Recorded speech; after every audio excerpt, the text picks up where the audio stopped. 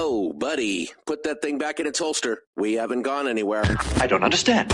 Check out the MichaelDukesShow.com for information on how to get access to the podcast. Welcome to the party, pal. The Michael Dukes Show. I have 2 guns, one for each of you. Firearms Friday. As Thomas Jefferson stated, it is the right and duty of the people to be at all times armed. Say hello to my little friend. I say that the Second Amendment is, in order of importance, the First Amendment. The right to keep and bear arms is the one right that allows rights to exist at all. The Michael Dukes Show. The right to keep and bear arms shall not be infringed. Firearms. From my cold, dead hands. Friday. This is my rifle, this is my gun, this is for fire, this is for fun. Firearms Friday. Firearms Friday. Good morning, my friends. Welcome to the program. It is that one day of the week where we get a chance to dedicate it to the Second Amendment, one of our favorite topics here on the big radio program. And we're going to be diving down into it today with stories from around the state and around the country. And I hope you're buckled up and ready to go. In hour one, we're going to cover the latest and the greatest on SB203 here in the state of Alaska, which is known as the Glock switch ban. We're going to talk about that and give you some more details on it and why it is ridiculous because it's already covered. I mean, I just don't know how to. Again, this is more about the virtue signaling of certain politicians than it is about really making people safer. And it should be an interesting conversation as well. We'll also hit on some of the latest things going on, including what happened in Canada and some of the laws that were defeated and broken there. And then in hour two, we're going to be joined by Chris Cheng, Top Shot champion Chris Cheng, who is going to come in with us and share his perspective from the California point of view. We'll talk with him in at the beginning of hour two, or I guess mid of hour two. And then as always, we'll finish up with Willie Waffle from wafflemovies.com, who comes in to share with us the weekend entertainment and movie review. So we'll see what we'll see what happens here. Miguel just gave me the bad news in the chat room too. He says, I know today's not the day, but as expected, the animal shelter, the $33 million puppy palace, was approved by the majority of the assembly again last night. Even after I know that there was a lot of people that had showed up to speak against it, but again, just why do I even bother? Right? I mean, you got to feel that way sometimes. Like, why do you even bother at this point? All right. So let's see. What are some of the other stories that we're going to be talking about this morning? New Mexico has an assault weapons ban that is one step closer to being the law of the land. Gun control groups can't even get over the fact that then less than lethal items should be made more freely available. If you can't get a firearm, then you should at least be able to have some kind of mechanism to be able to protect yourself. But they are freaking out about that as well. We're going to talk about the shooting in Canada a bit. And some of the laws that are already in place, because we keep hearing about how great that is as well. What else was there? The 3D printing thing. There was a decision on the Third Circuit which is going to cause all kinds of weirdness. Oh, and the latest from Dr. John Lott and the Crime Prevention Research Center, how they have been tracking bias in AI. And it's pretty blatantly anti-gun. There's a bias in the chat bots, the AI, the chat GPTs, etc., which again is not that surprising. We'll talk about why that is and more as well. Not that surprising, especially since they're what they call large language model chatbots or learned. We'll get into that here later on this morning. Was there anything else? Yeah, I forgot about this. The ATF has decided, maybe we should start with this one because I thought this was just hysterical. The Bureau of Alcohol, Tobacco, and Firearms has reversed course on the disapproval of Form 1 applications. And Form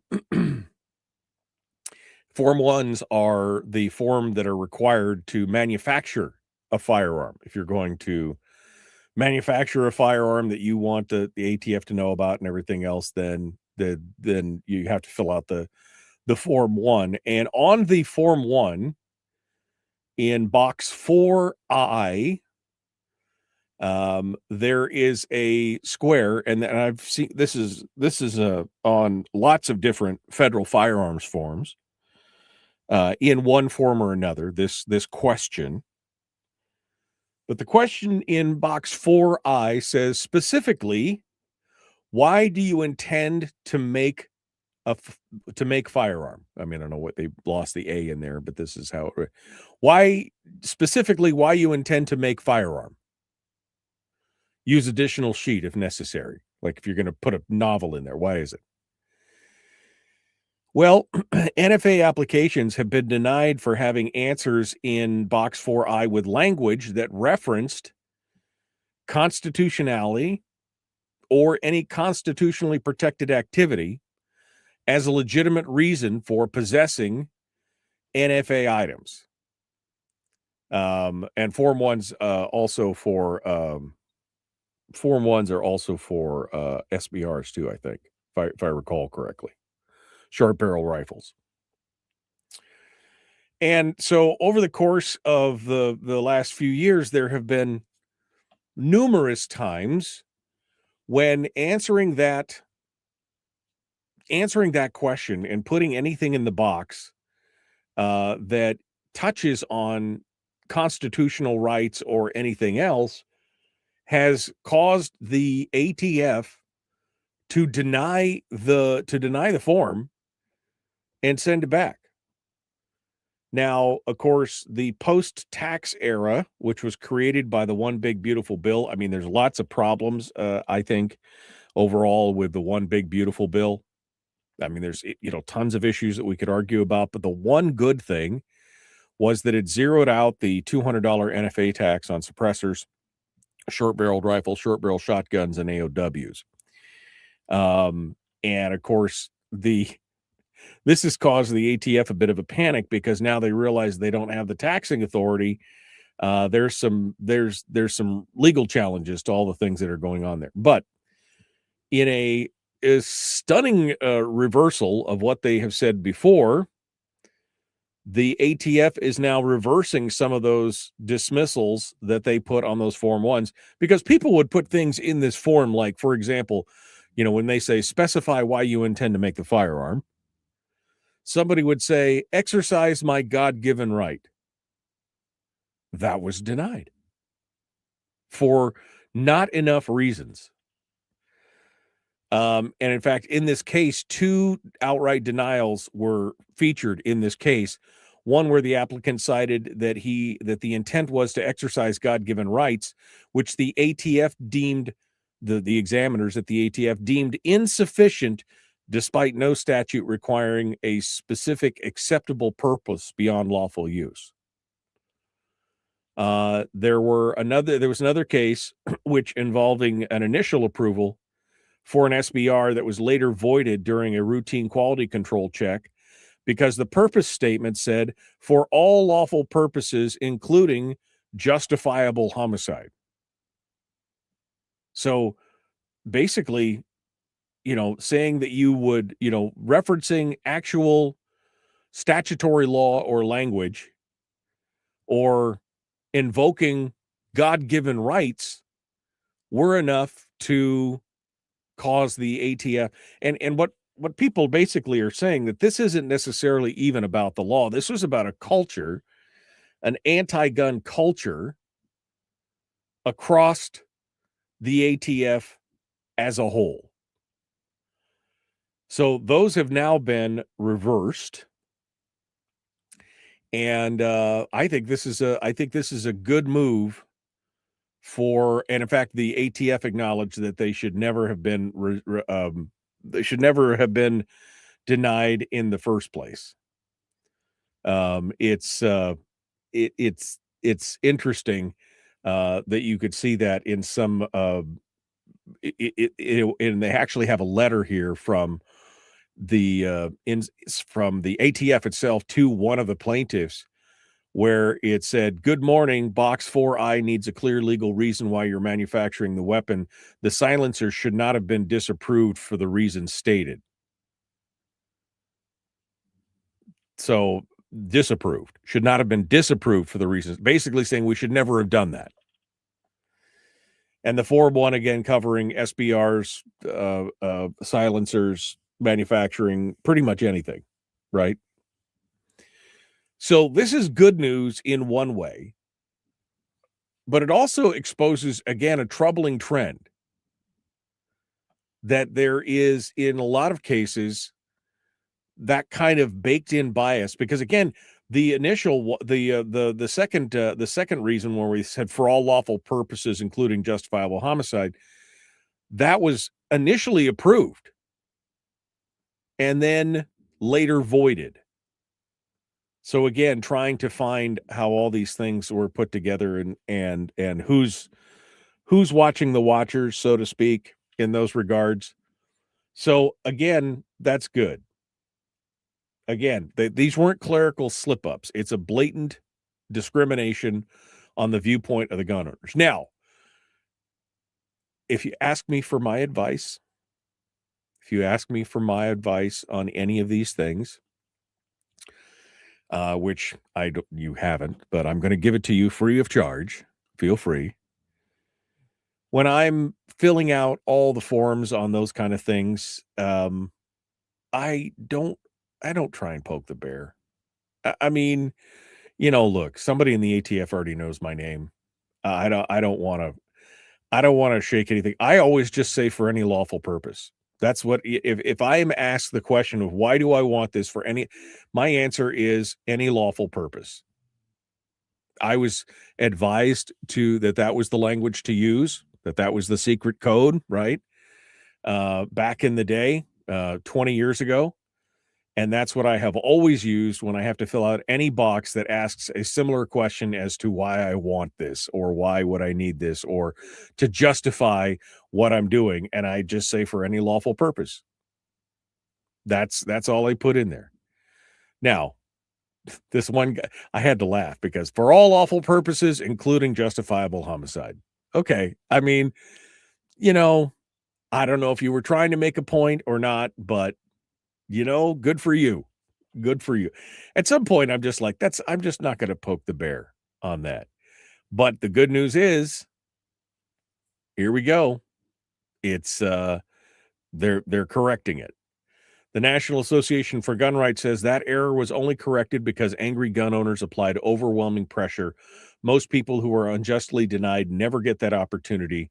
The real solution is simple: abolish the NFA and your entire unconstitutional agency along with it. Boom. Nice. I mean, I love it. I love it. So, and of course, this is going to actually help, I think, in this case that is the Silencer Co. versus Bondi. Not Silencer Co. Silencer Shop Foundation, rather, versus Bondi, who are trying to strike down the NFA in its entirety because Congress, because they've now lost their taxation authority. Their justification under the Sosinski case was that it was not unconstitutional because Congress had the authority to tax. But now that they've removed the tax component of it, the NFA, because it's a registry, the NFA is a registry. They don't have the ability to do that and justify it now because there's no longer a tax involved. And so that case now continues forward. And the AMOLAN says this reversal exposes the fragility of the post-tax NFA regime. Without the taxing power crutch upheld in Sosinski, registration becomes an unconstitutional infringement, a national gun registry that exceeds Congress's enumerated authority and lacks a historical analog under Bruen. The surge in Form 1 filings, there was over 150,000 Form 1 filings on the first day of 2026. That was the day that the one big beautiful bill went into enacted the drop in the tax. That's the day that the tax was eliminated for suppressors and SBRs and everything else. The surge in Form 1 filing with over 150,000 filed on the first day alone overwhelmed the system. And it reeks of panic. So we'll see where this goes from here. But anyway, interestingly enough, they've decided to reverse course on a couple of these where in just the last 30 days, they decided to void some of these because you said you wanted to exercise. This is not a previous past in the past kind of thing. This has happened since January 1st, where they denied these things because somebody wanted to say they wanted to exercise their God-given right. So this is some good news, keeping them accountable. I guess we'll see where it goes from here, but I thought that was educational, if nothing else. All right, we're going to continue here. The Michael Dukes Show. Common sense, liberty-based, free-thinking radio. We'll return with more right after this. Don't go anywhere. It's Firearms Friday.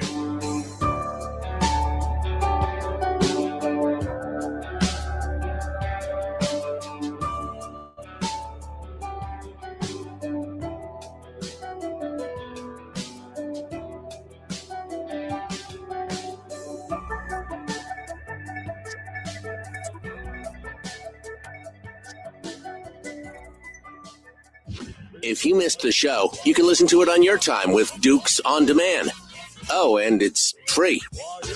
Like America used to be. Streaming live every weekday morning on Facebook Live and MichaelDukesShow.com.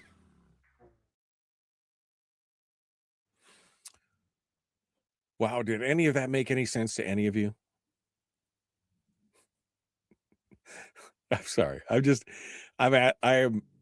I am so tired. I'm propping my eyes up with toothpicks right now. Literally, like my brain is stuck on. I could not sleep. And I got about an hour and a half's worth of sleep.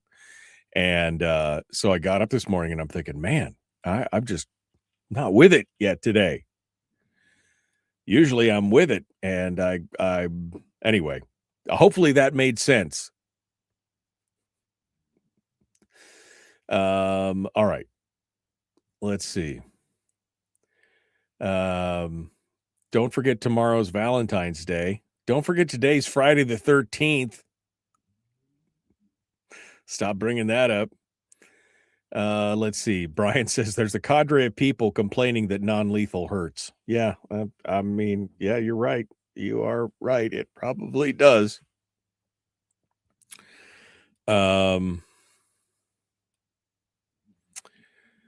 Let's see. Oh my, says Fat Ray. I joined at an incredibly dry moment. Forms and boxes, oh my. Come on, man. Come on.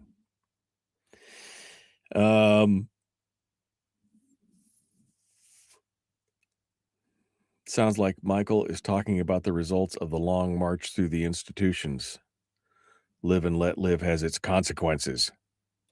Oh, I mean, I guess. Yeah, he says they'll acknowledge that until January of 2029, and then they'll reverse course.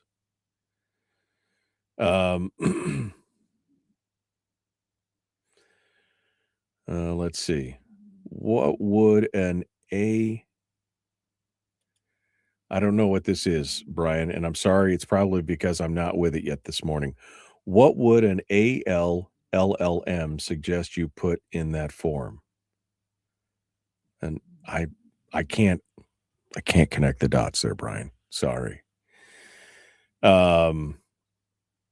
I know that I was recommended to put, when I put anything in that form, it is for any lawful purpose. That's what I was always told.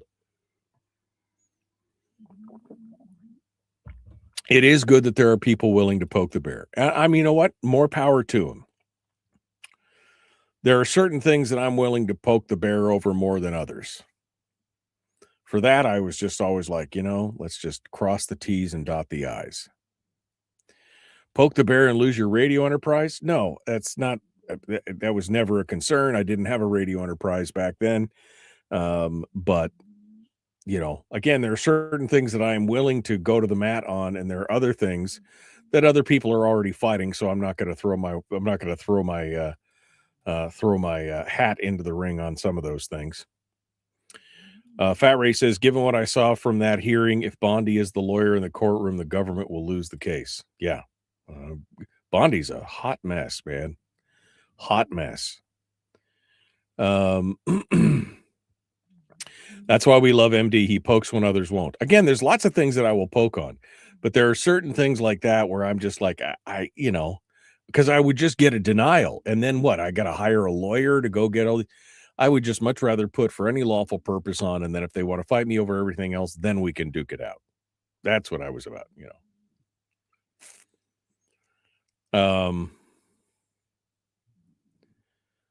Let's see. First thing I hear as I tune in, I was up 2 or 3 times. Okay.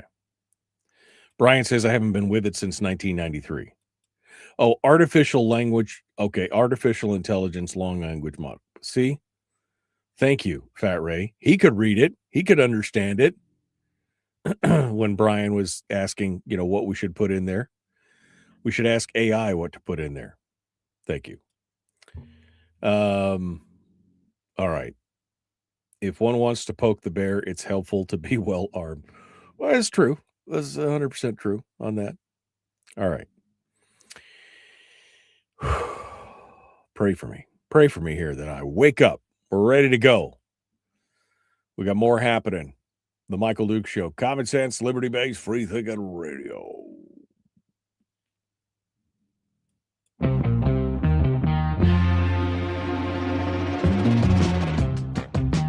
What the hell is an assault weapon? Does that mean that if we hurt your feelings, you should consider the Michael Dukes Show assault radio? Okay, we can accept that. Here's Michael Dukes. Kind of a but somewhat funny. Okay. Are you ready? Are you ready to go? Let's do this. Let's get into it. All right. So we are ready to go. We're going to talk a little bit about SB203, which was sponsored by Senator Loki Tobin and Senator L.V. Gray Jackson, two of what I would consider probably two of the most progressive senators in the state of Alaska.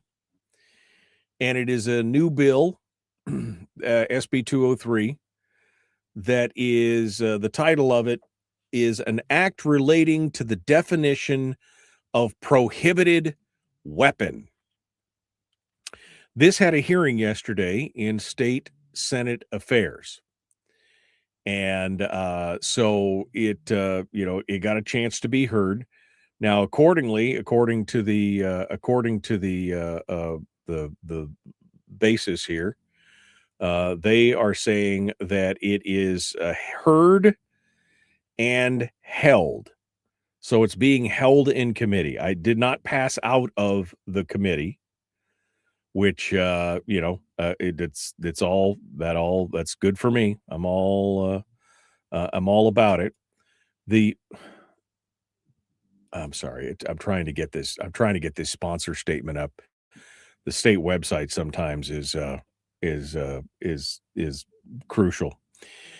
So according to the sponsor statement from Senator Loki Tobin, it says SB203 strengthens public safety in Alaska by prohibiting the possession, sale, and distribution of machine gun conversion devices, commonly known as Glock switches or auto sears.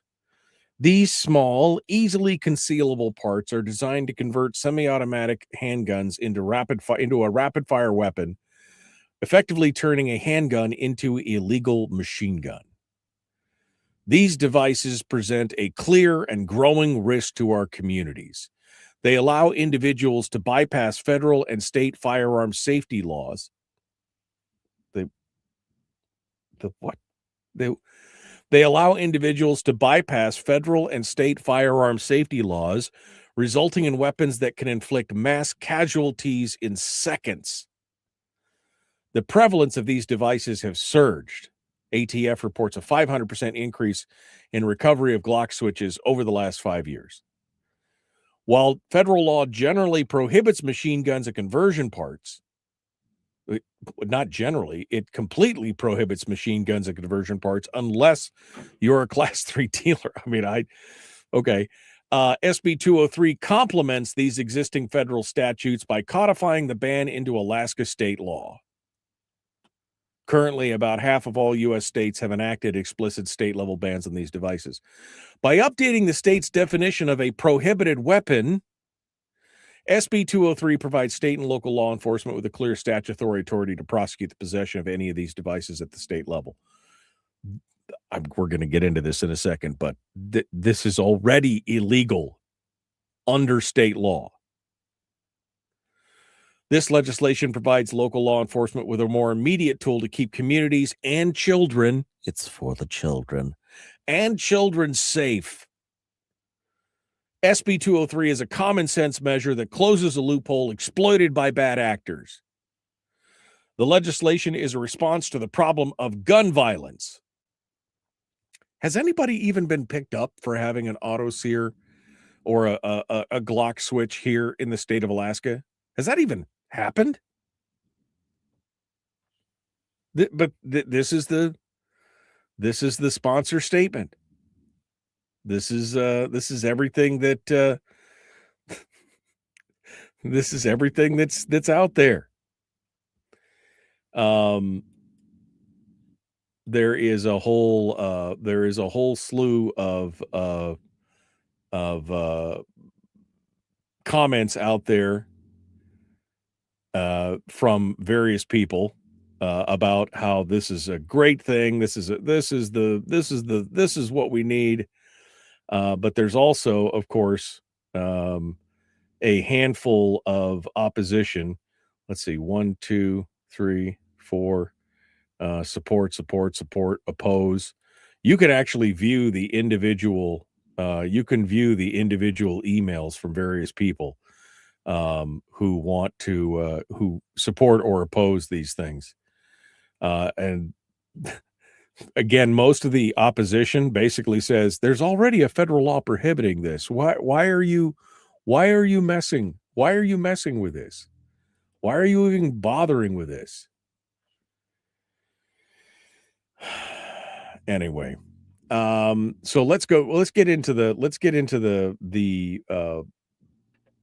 details of this. So let's get into the actual full text of this bill. So SB 203, an act relating to the definition of prohibited weapons, it modifies Alaska Statute 11.61.200 H1. Okay, just for those of you who are keeping track at home. 11.61.200H1. A prohibited weapon means any A, explosive, incendiary, or noxious gas, I, mine or device that is designed, made, or adapted for the purpose of inflicting serious injury or death, I2, rocket or other than an emergency flare having a propellant charge of more than 4 ounces, I3, bomb or I4 grenade, or B, device designed, made, or adapted to muffle the report of a firearm. This is a silencer, right? C, firearm that is capable of shooting more than one shot automatically without manually reloading by a single function of the trigger, or D, rifle with a barrel length of less than 16 inches, shotgun with a barrel length of less than 18 inches, or a firearm made from a rifle or shotgun, which as modified has an overall length of less than 26 inches, or the brand new one, E, device designed, made, or adapted to convert a handgun into a firearm that is capable of shooting more than one shot automatically without manual reloading by a single function of the trigger. Wait, wasn't that just what C was all about? Firearm that is capable of shooting more than one shot automatically without manually reloading by a single function of the trigger. I mean, she is intentionally okay, so I'm sorry. Let me get back to this. Let me go back to the sponsor statement again. She's intentionally calling this inside her sponsor statement, commonly known as Glock switches. Oh, and communities around the country are standing up about this. This is already covered in law, right? Not just in federal law. I mean, it could be, you could argue it to say, well, you know, there's federal law and we need to make sure that we already have. If you put that sear into a Glock, you have created a firearm that is capable of shooting more than one shot automatically without manual reloading by a single function of the trigger. That's the language that's already in the law. It's already there. But you're going to add a redundant line. You're going to add a redundant line to that, basically, so that you can pound your chest coming up to election time. You could pound your chest and say, see, I tried to get this Glock switch ban in, but we're just such a red state, we just couldn't do it. But I tried. It doesn't matter, again, that this is again redundantly redundant at this point. That somehow by adding these few words more, here's basically what they've done.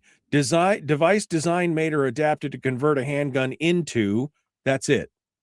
That's all that really, everything else is already in there. They're duplicating an entire section because somebody's looking to be able to count coup and stand up there and say, I tried to get my bill in there. Now, I was going to send an email yesterday and I didn't, which is unfortunate. It's a pretty even, let me get back over here to the details. It's a pretty even list of who's there. I'm going over to the meeting details here.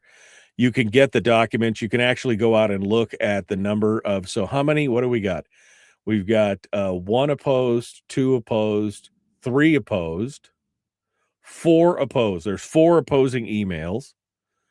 And you've got 1 support, 2 support, 3 support. So it's 4-3 as far as the emails goes. I don't know if people actually, because I was not listening. I was working yesterday because they held this at 3:30 in the afternoon.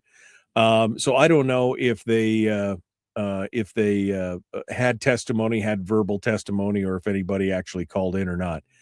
The good news is, at this point, is that it has been heard and held inside of the Senate State Affairs Committee.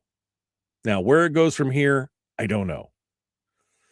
But if it does come up, I would hope that we could generate, and again, I fell down on the job yesterday. I was going to send an email yesterday morning before I left, but I got waylaid in something and I forgot to send the email before I left, because we talked about the email address and everything where you could send an email. But I'm hoping that if this comes before any other committee, then maybe on a Firearms Friday we can focus on that, and then we can get at least 10 or 12 or 15 of you listeners, 20 of you listeners maybe. I mean, there's 70 people in the chat room, 60 people in the chat room right now. I would hope that even just people listening on the internet, let alone on the radio, might take 2 minutes out of their time to send an email. But let me find out more about where this is at, because right now it's just being held in the committee. I don't know if it's being tabled and put in a drawer there, or if they're going to wait to bring it out. The bottom line is, what would this do to us as gun owners? Nothing, because the law is already clear on this.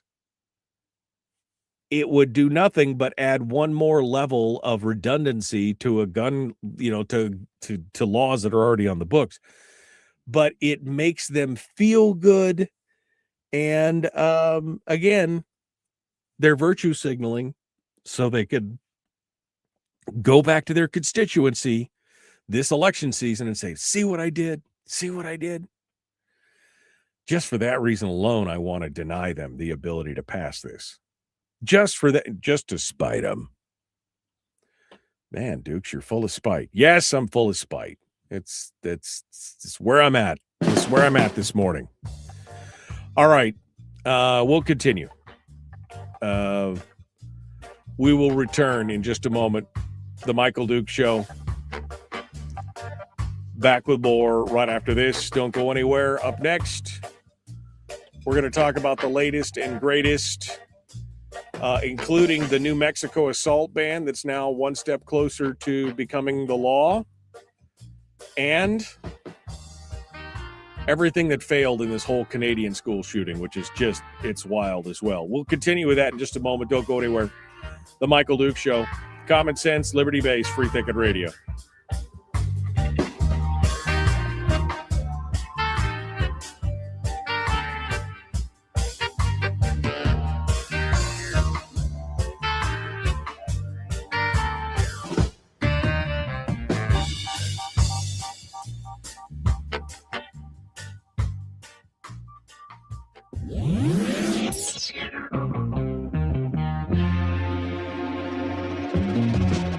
Running on 100% pure beard power. Oh, also some coffee.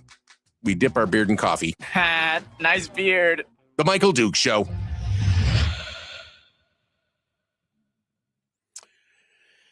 Okay. I'm scrolling backwards here. Scrolling backwards. Good morning, good morning, good morning. It's already the law, says Lisa. Yeah, I know. It's like the just, Well, that settles it, says Brian. She said it, so it must be true. Right. If legislators want to spend their time passing laws that already exist, it's fine by me. It prevents them from passing other laws that might restrict my freedoms even more. I mean, really? I'm with you. That's kind of it. And then I think Charlie was the one that had said this. He said, the Dems have time for this, but not enough time to work on a fiscal plan.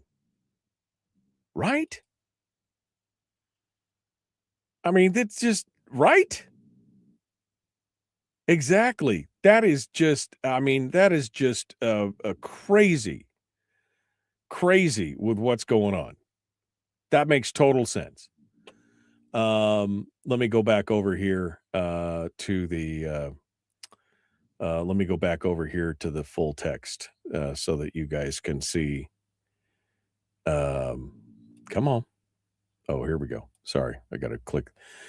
Let me capture this here so you guys can see this here. Right here. Is that it? Oh, I got to tell you guys, I am not with it today at all. That's not, come on. Oh, this thing is fighting me. This thing is fighting me. You sure you want to delete that? Yes, I want to delete it. Frickin' frack. Okay, sorry. Let me go over here. There it is, right there. That's what I wanted right there. Okay. So let me zoom in on this so that you guys can see this and know what I'm talking about here. Because yeah, this whole thing is just, I mean, it's nuttier than squirrel poo at this point. Where's my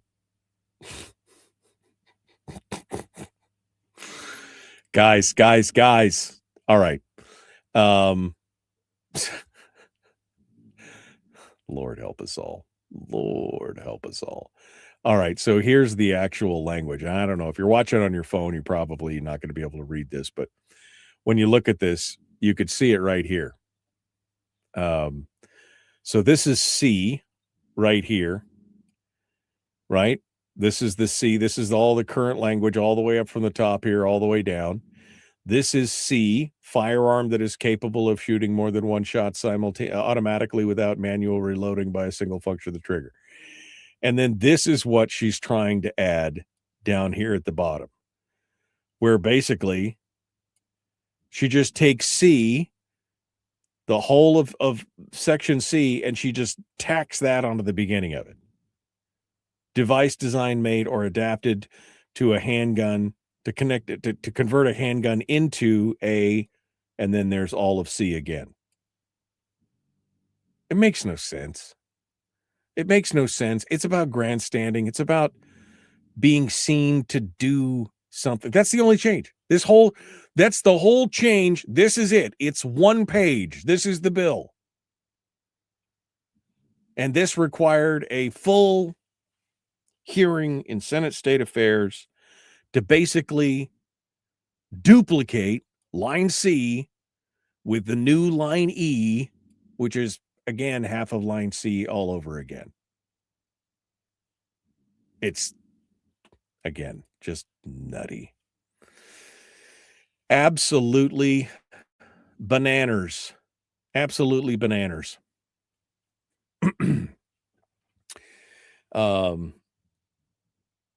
I can't wait to hear about the Mexican assault ban.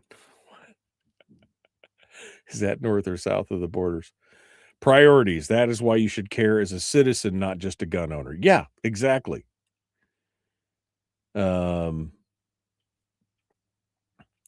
Rob Meyer says very few bills are being passed out of committee in one hearing. Yeah, I mean it might be heard in there again. Yeah, again, I did not listen to it. I don't know what the final disposition is other than what's marked on basis, which is basically telling me that it's being held in committee.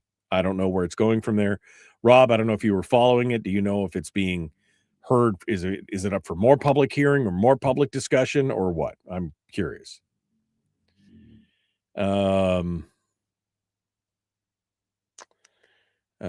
Have our legislators forgotten this is Alaska? Why is I keep wanting to make it, want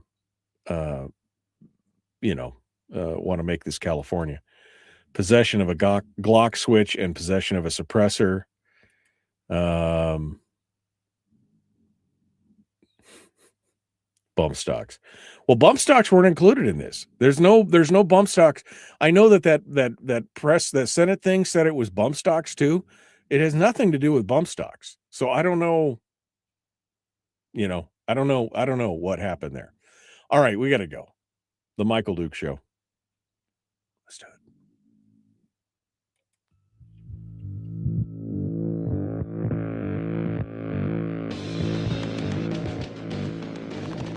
What the hell's an assault weapon? What isn't? If I assault you with a penguin, doesn't that make it an assault weapon? Does this mean that if we hurt your feelings, you'd consider the Michael Dukes Show assault radio? Okay, we can live with that. Here's Michael Dukes. Okay. Welcome back. Firearms Friday. I'm slowly coming up to speed. I'm like that old car on the highway that slowly gathers speed.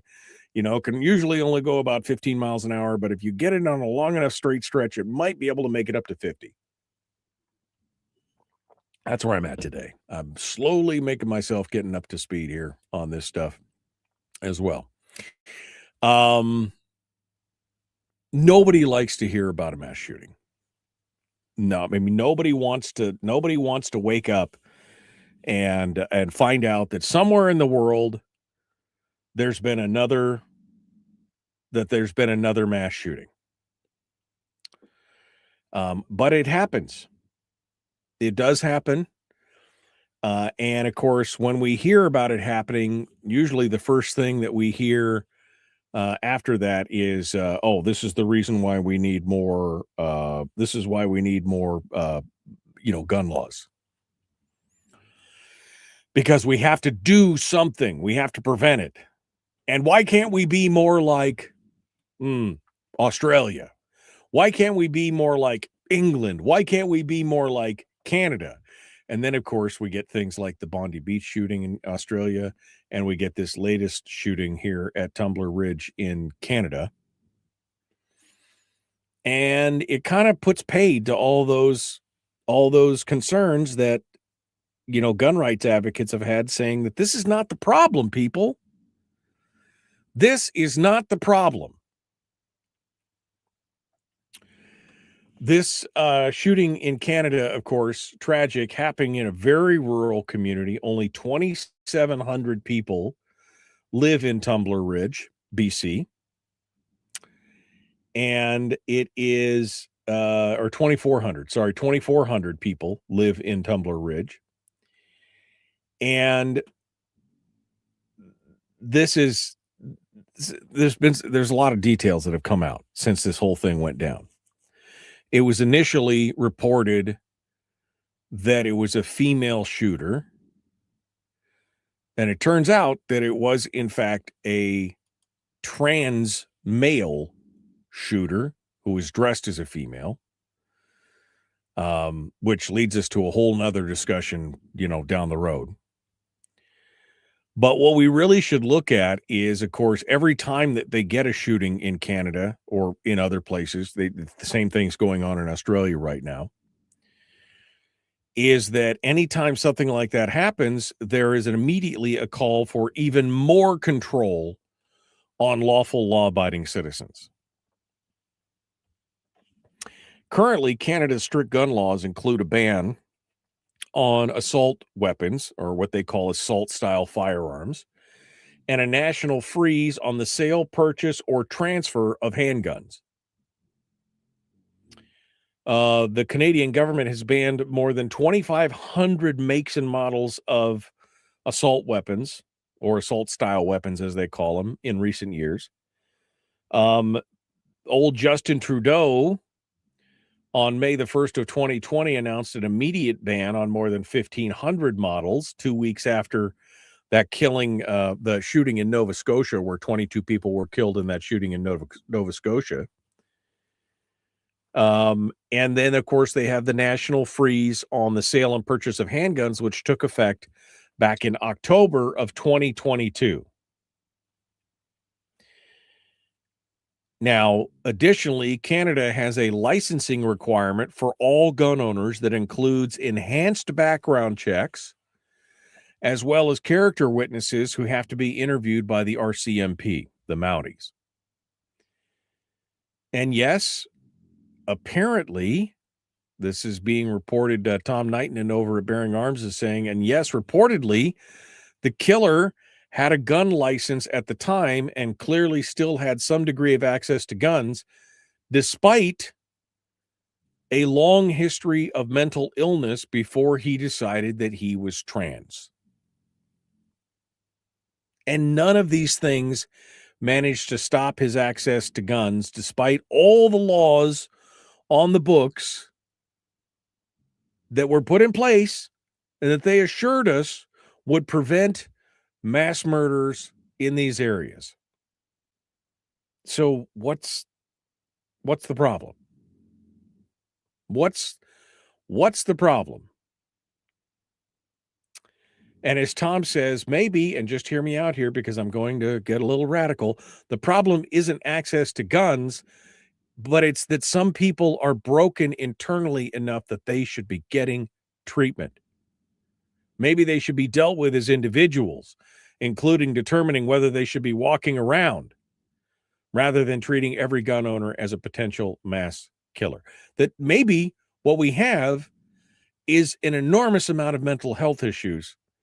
And instead of painting with this broad brush, this is me now, not Tom, instead of painting with this broad brush of all gun owners are potentially violent, we pick the people out there who have the issues that could be causing this problem.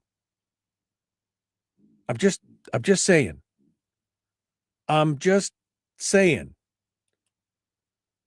that it might be a better way.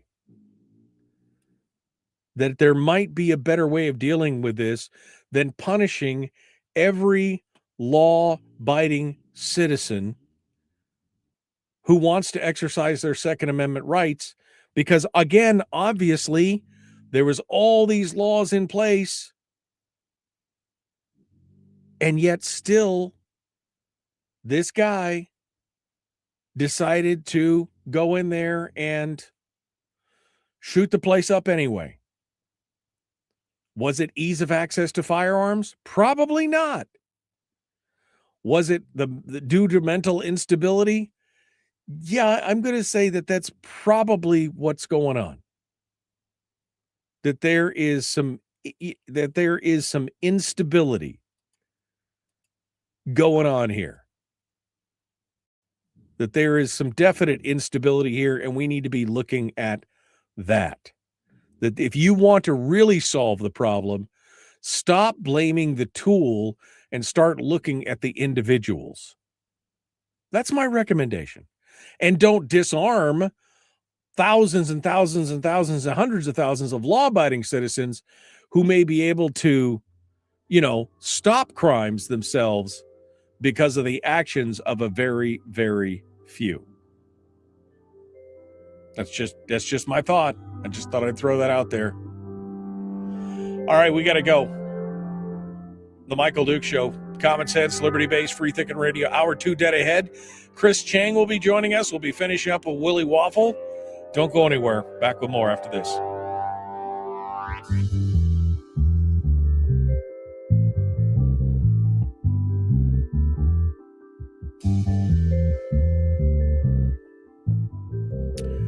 Okay, guys, hold on a second. I'll be right back. I need to get something real quick. I'll be right back.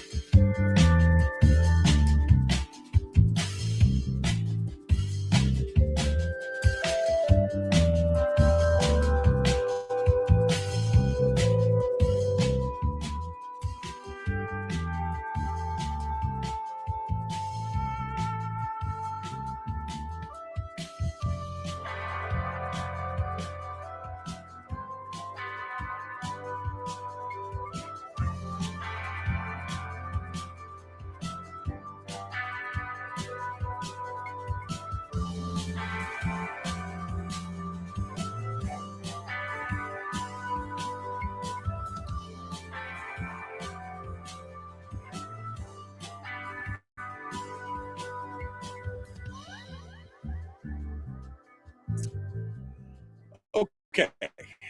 Sorry about that.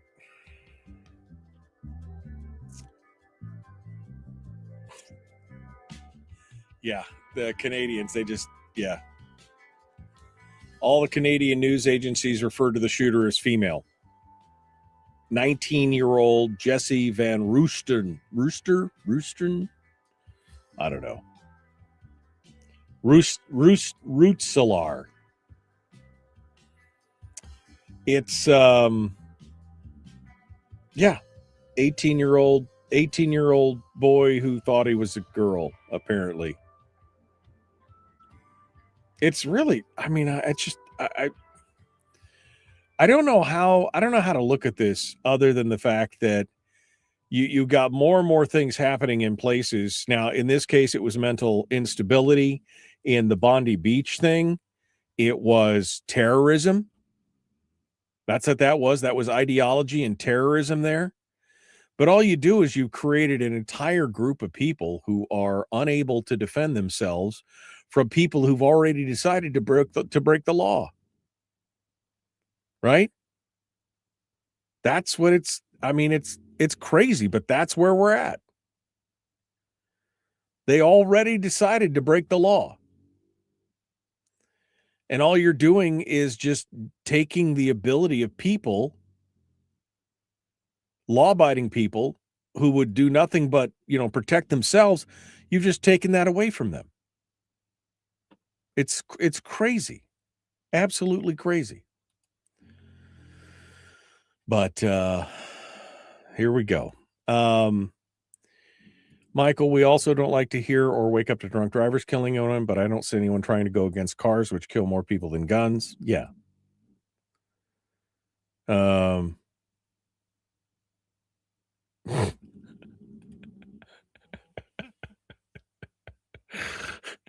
Frank just said, while eating my moose and rice dinner last night, I spit out a metal object. I looked at it, and it looked like a 22 slug, mostly. I found that odd because we ate that moose last year. Turns out it was one of my fillings.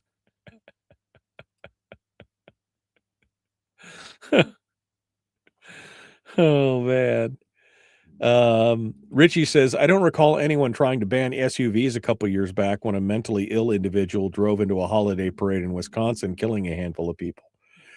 Or the guy that drove the car into the parade in California, or the guy in was it Nice, who had the Ryder truck or the rental truck and killed 80 people by running them all down, or the guy that killed the people, all the kids. Remember, he injured all those kids in New York on Halloween when he drove the rental pickup truck.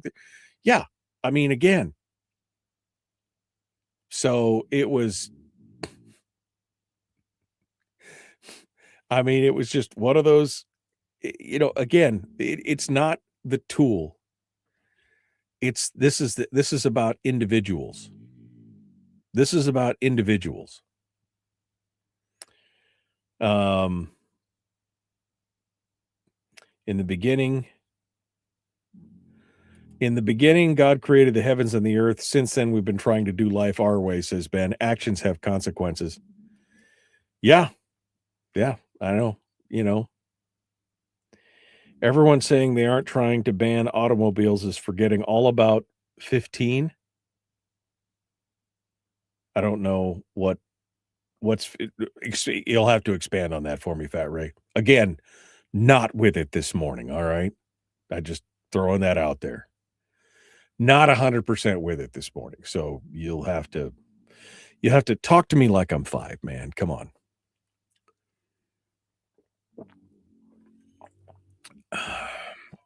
Gun person, yeah. I'm scrolling backwards here. Rob says he doesn't know what the plan is with that committee because he was in another committee at the same time. No problem.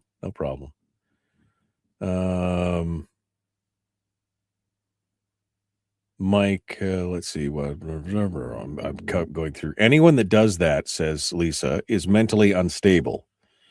We all know that family member or friend that shouldn't be packing. I mean, yeah, we've all met somebody or know somebody in our family who probably is not stable enough to be able to be trusted with something like that. We all know it. There's probably somebody you know.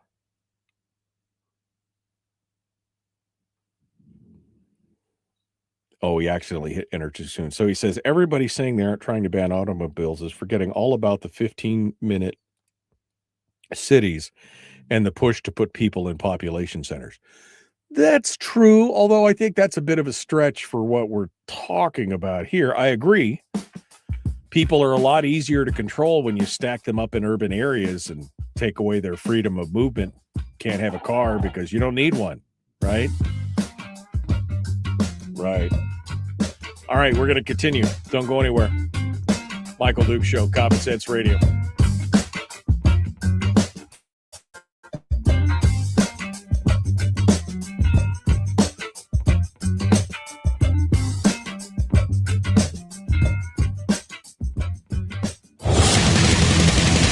Whoa, buddy. Put that thing back in its holster. We haven't gone anywhere.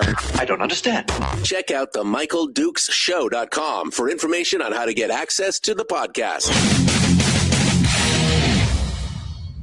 Welcome to the party, pal. The Michael Duke Show. I have 2 guns, one for each of you. Firearms Friday. As Thomas Jefferson stated, it is the right and duty of the people to be at all times armed. Say hello to my little friend. I say that the Second Amendment is, in order of importance, the First Amendment. The right to keep and bear arms is the one right that allows rights to exist at all. The Michael Duke Show. The right to keep and bear arms shall not be infringed. Not be infringed. Firearms From my cold, dead hands. Friday. Take my rifle, this is my gun. This is for fighting, it's for fun. Firearms Friday. Oh, yeah, Firearms Friday, your chance to sound off on issues of a 2A nature right here on the Michael Duke Show, broadcasting live across the state of Alaska. On this, your favorite radio station and or FM translator, and live around the world on that thing we call the internet at michaeldukeshow.com, where you'll find links to the audio-only stream as well as our podcast, which you can find on Spotify. And, of course, our simulcast, which we do on Facebook, YouTube, and Rumble. And that's where you get to see all this beard in its full glory every morning. Or you also get to see the latest in retro pop stylings from our friend Chris Cheng, Top Shot champion. You know what? You remind me of that guy, Paul Savoy, who was the lead singer of Aha. That's a great haircut, man. What do you're working it. You know, I mean, is this Firearms Friday or is it Fashion Friday? I'm always a little confused when I sign on to the Michael Duke Show. It's always Fashion Friday when you show up, baby. You bring some class to this show that we've never had before. Top Shot, Chris Cheng, a champion of the season 4 of the History Channel show Top Shot, also author of the book Shoot to Win, spokescritter for the National Shooting Sports Foundation in the past, and of course, all-around good gun guy, joins us once a month here to sit down and chat with us and just see what's going on. And of course, he's got his hottest. Is that espresso? If it's espresso, it is. It's a cappuccino. I hate an espresso-based drink. Indeed, I is. hate you so much right now because I really could use one of those right now. Anyway, good morning, Chris. How are you doing, my friend? How things been treating you?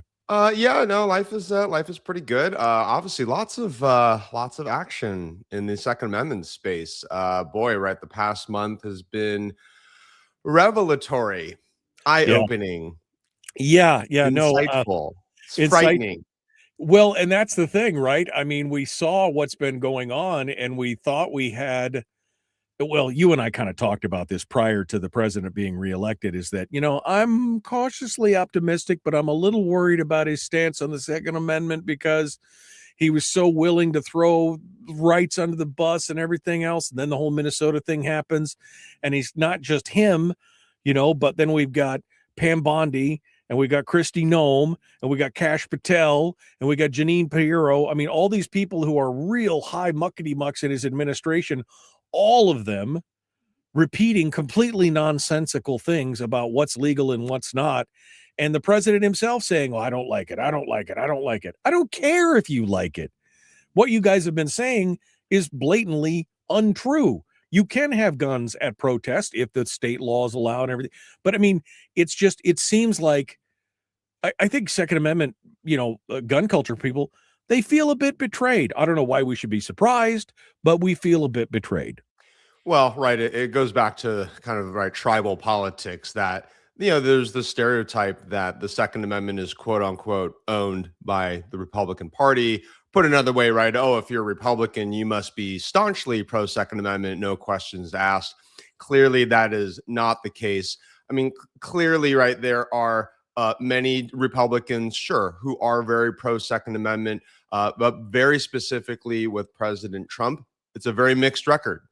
It's a very mixed record. But the one thing that has been saving us time and time again, when President Trump veers away from protecting our Second Amendment rights, is groups like the NRA, the Firearms Policy Coalition, the National Shooting Sports Foundation, Gun Owners of America, and many other groups, right, are putting pressure on the Trump administration, on other Republican officials to make sure that they understand that our civil rights are here to stay, right? And obviously, in the context of Minnesota, the Second Amendment is exactly there for what is, what has happened, and hopefully what is about to end in Minnesota, right? It is to protect our First Amendment right, to protest, to assemble, to speak our mind against the government. And look, it doesn't matter if you agree or not with what people are speaking out against, right? That is, it's not a question of, oh, do I agree or disagree with whatever the protest is?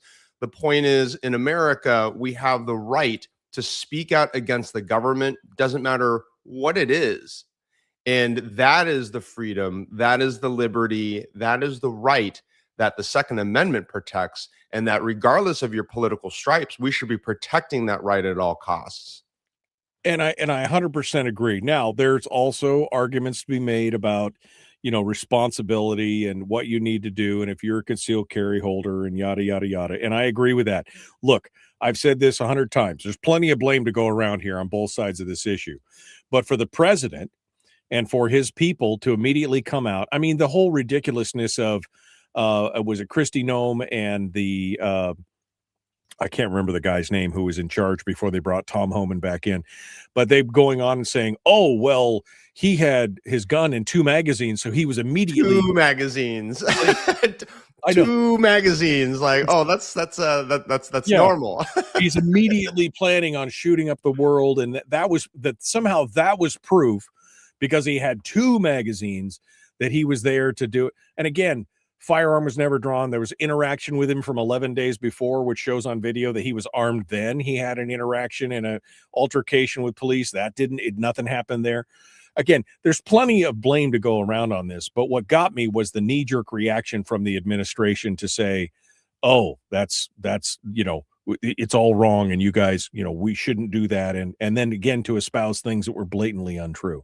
Yeah, right. A lot of the quotes coming out of senior Trump administration leadership sounded like anti-gun. It sounded like the anti-gun playbook. Oh yeah. Right. It was extremely concerning. And when I heard Preddy had 2 magazines on him, and he was planning to, that implied, right, that he was a danger to other, to the community. That reminded me of the when law enforcement finds people with 1,000 rounds of ammunition, right, and calls it, an armory.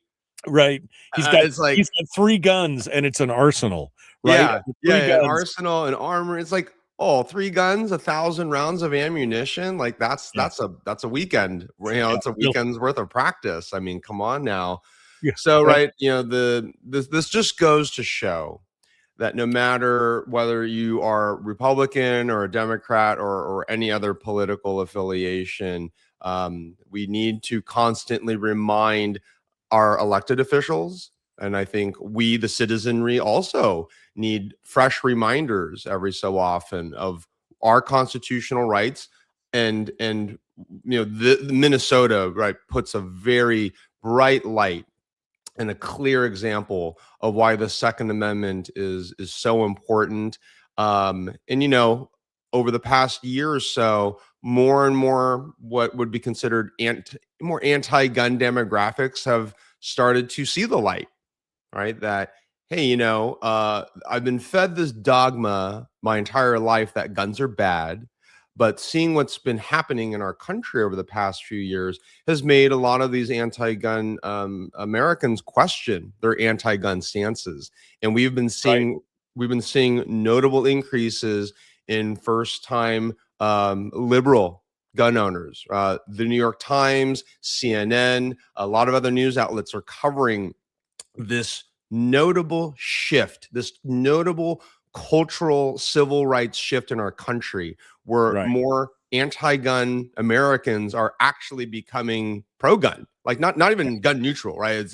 They're becoming pro-gun because they are going out to learn how to shoot. They are buying their first gun. They're buying their second gun. They are and of course, they're not just in realizing the self-defense benefits, but they are enjoying the social aspects of sport shooting as well, right? That we all know, if you're a gun owner, right, you go to the range and you naturally start running into people who are like-minded, who are great people, and you start socializing with them, or you bring your friends, you bring your family, and that becomes a new hobby, a new activity, a new pastime, a new tradition for your friends and for your family. And it is very, very heartening to see a little bit of this silver lining, come out of such a dark period in our country's history. Yeah. And look, that doesn't mean that I'm sad that I voted for the president. I mean, when you gave me the two choices, he was the obvious choice in my mind, from my opinion, when I looked at it. And again, arguments like what Frank just threw up in the chat room, where he says, I'm sorry I voted for Trump, but Trump has not signed any gun restrictions like the Bushes.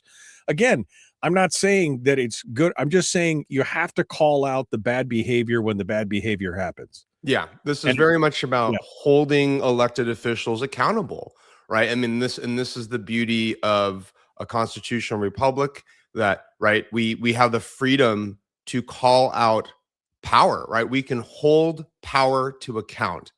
We call out leadership when they are falling short of protecting our civil rights, of when the government crosses that tyrannical line, that we not only have our voice, but we have firearms as a way to protect ourselves, to also hold the government to account.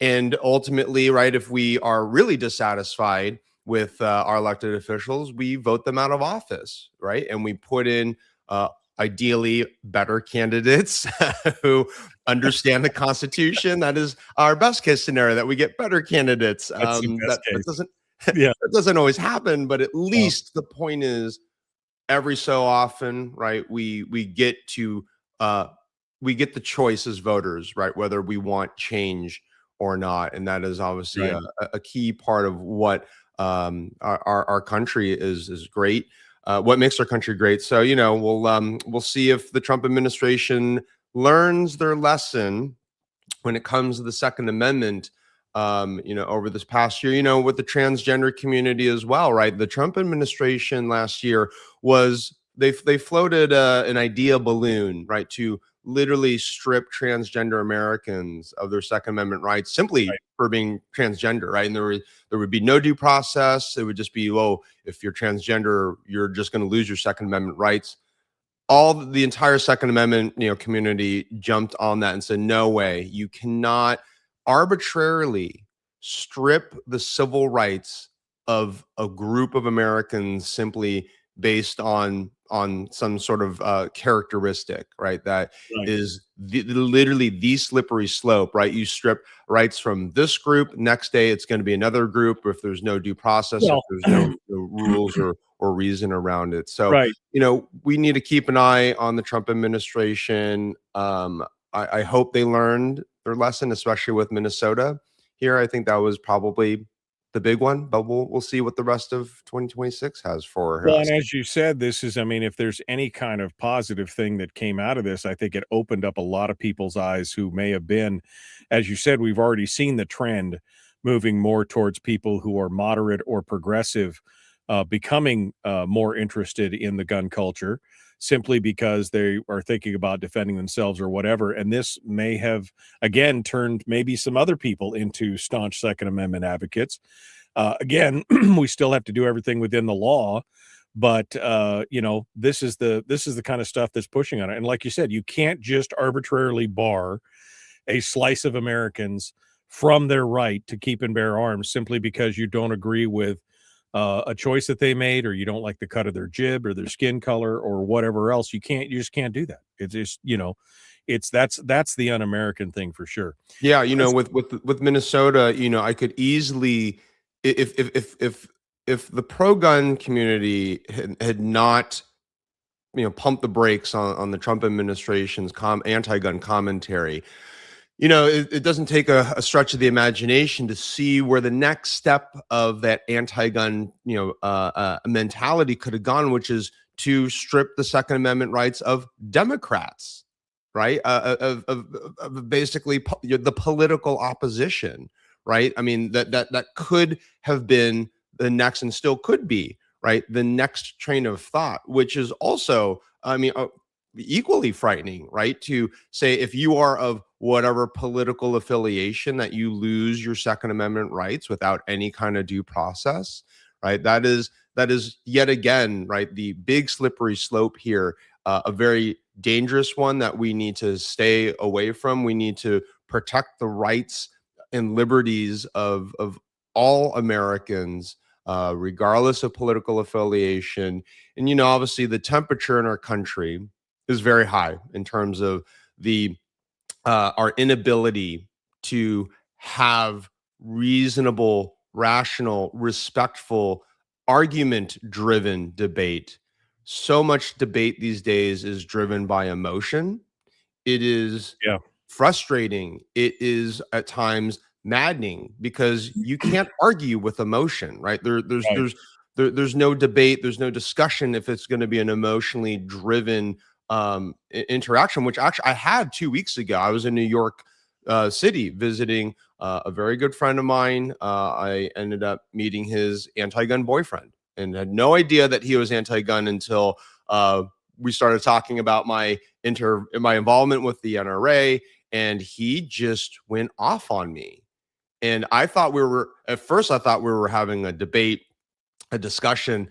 Oh, no. Within, 3 minutes, I realized, oh man, no, he just wants to just yell and scream at me.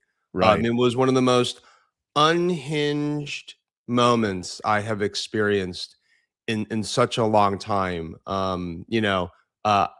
I can't even repeat some of the insults, right, that he that he levied at me. Not fit for anyone to hear. And it was just such a sad commentary, right? It was a very sad commentary. For me, I'm always willing to have hard conversations, right? Regardless of whether it's about the Second Amendment, about firearms, assault weapons, quote unquote, whatever the topic. But you have to have that baseline of mutual respect, of good intentions, right? Of at least listening, or at least trying to understand the other person's perspective. So I hope to have a better conversation with other people in the future. You would hope that would come through. Chris Cheng is our guest, Top Shot champion. We'll be back with more. Don't go anywhere. The Michael Duke Show. Common sense, liberty-based, free thinking radio.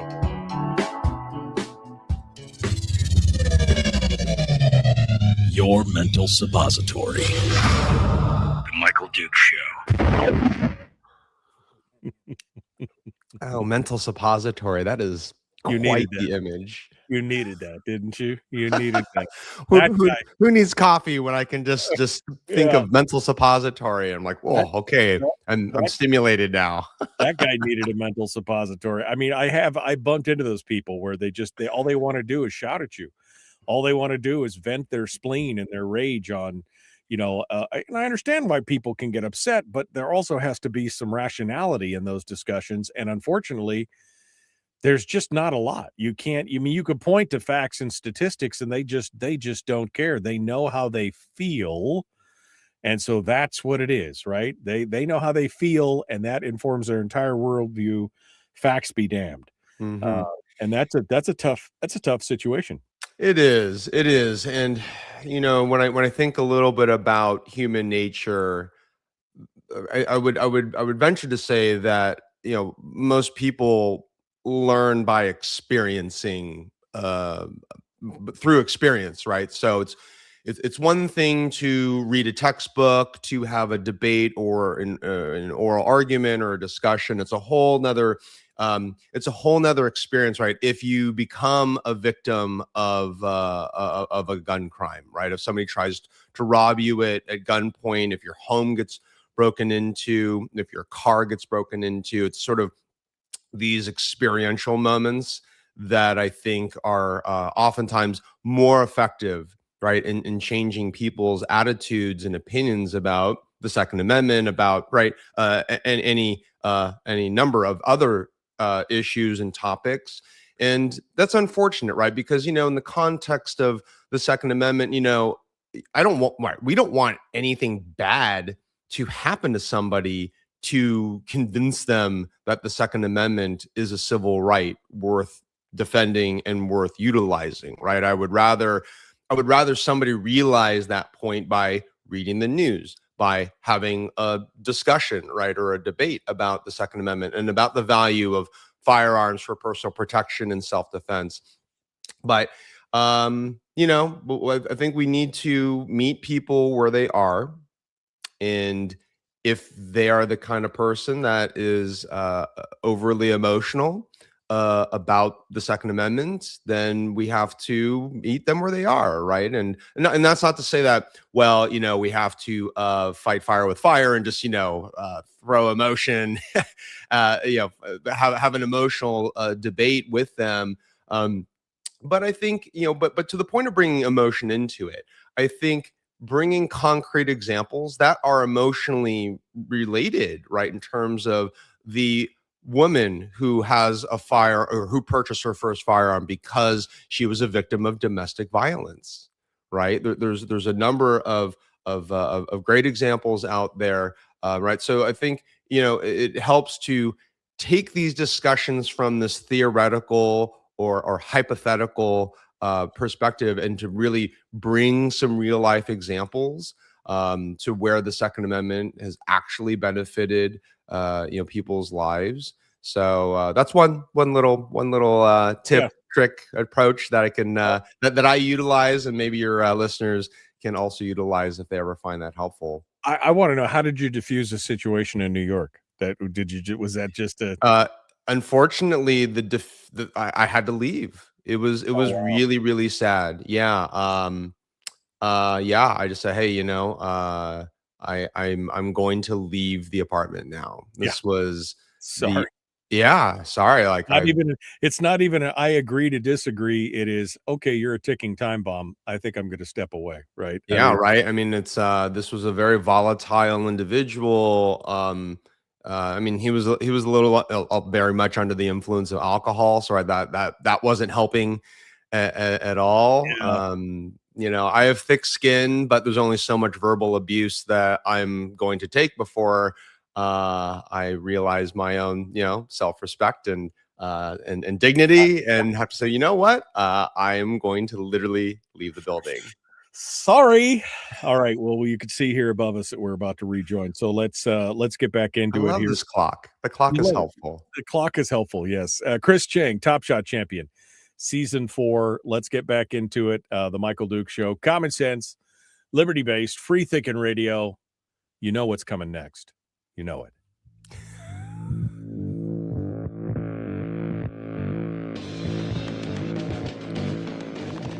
What the hell's an assault weapon?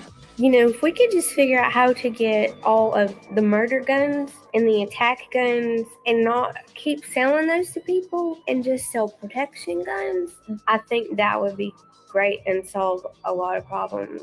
Does this mean that if we hurt your feelings, you'd consider the Michael Dukes Show assault radio? Okay, we can live with that. Here's Michael Dukes. That never gets old. I don't know why. It is just so brilliant. True. So brilliant. True. Chris, we're watching what just happened. Of course, anytime something happens, first thing we hear about, we're talking with Chris Cheng, by the way, Top Shot champion Chris Cheng. Something happens in the U.S. or the first thing we hear about is, if only the U.S. was more like Australia, or if only the U.S. was more like England, or if only the U.S. was more like Canada, right? We wouldn't have these things happen. And yet we get the Bondi Beach thing, we get the thing in Glasgow, we get the thing now in Tumbler Ridge, Canada. We get all these things, and we can show people time and time again, look, they broke this law, they broke this law, they broke this law. Doesn't matter how, and whether it's mental illness, which I think is the case in Canada, or whether it's terrorism, which was the case in Bondi Beach, or criminality, in other areas. They keep pointing to these different places, and it's just showing one thing. It's showing that more laws are not stopping bad people from doing bad things because they've already decided to break the law, right? They're already criminals. They've made that decision, whether they've acted on it at that point or not. It didn't matter how many laws you had. And we see, so what are your thoughts on this thing in Canada right now? And especially on the mental health aspect component of it, because again, we find that this kid was pretty disturbed to begin with. Then he decided on top of everything else that he was trans, and showed up. And I mean, so we've got this kind of continuing. It's not the problem with the tool; it's the problem with the people who are attached to it. Yeah, it's another extremely unfortunate event, and at the end of the day, it's a people problem. It's not a gun problem; it's a people problem. And at the core of this, I feel that it is our lack of taking care of people. Right? I think that's part of it, right? That somehow communities, across the world, right? We are letting individuals slip through the cracks, and so I mean that's part of, I think, what's contributing right to this issue.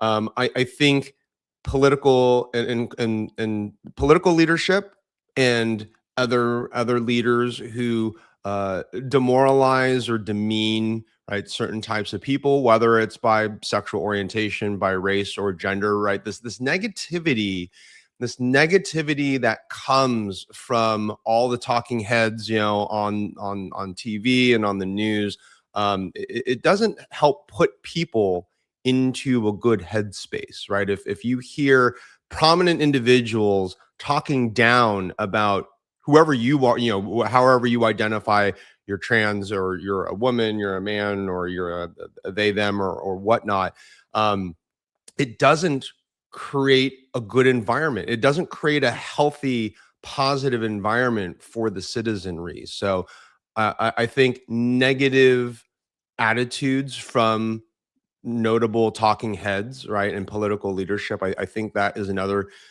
contributory factor here. And so, it's a lot of these individuals, especially from the mental health angle, right? A lot of these individuals who decide to go commit crimes with firearms and mass shootings, it often, I think, results of these are individuals who've fallen through the cracks, right, in their local communities. Oftentimes, there are yellow flags and red flags that, like, a lot of people in the community knew that this individual was problematic. And so, well, of course, right. I would say there should always be a post-mortem, a retrospective of, well, a shoulda, woulda, coulda. How could we have maybe prevented this from happening? Obviously, with the Canada mass shooting, we'll see what comes of that post-mortem. But it reminds me that the Canada mass shooting reminds me actually of the 80s and 90s when going postal, right, was a thing. White collar office shootings was a thing, right? That was sort of the mass shooting of the day. And remember, like, that used to be a thing, but now it's not. Right. The whole right. If you say going postal to a Gen Zer, like they probably aren't going to know what you're referring to, which is a good thing. Right. That a bad phrase like that is, I think, become antiquated.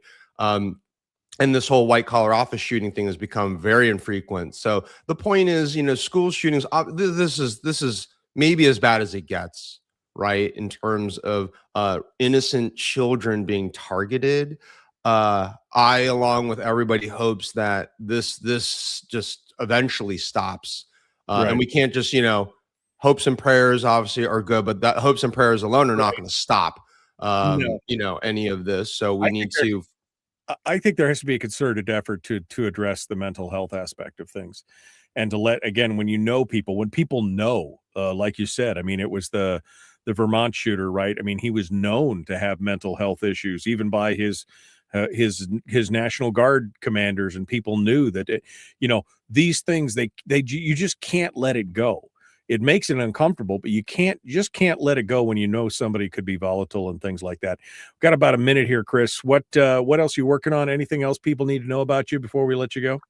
Well, my manuscript, my World War II novel manuscript on the Purple Heart Battalion is the main first draft is complete. I'm now in the search for an agent. It is a very long and slow process, but I have some thoughts on how to maybe speed that process up. I'll share some of those ideas when I decide to execute on them. All right. You got a good editor too? I'm assuming you got a good editor. Yes. Yeah. I'm in this current draft of the Purple Heart Battalion. It is it's a pretty awesome draft. I mean, I could publish it right now and I'd be super happy, but I can't wait to share this real unique Asian American story about how Japanese Americans, helped win World War II and tell these amazing stories of bravery on the battlefield in Italy and France.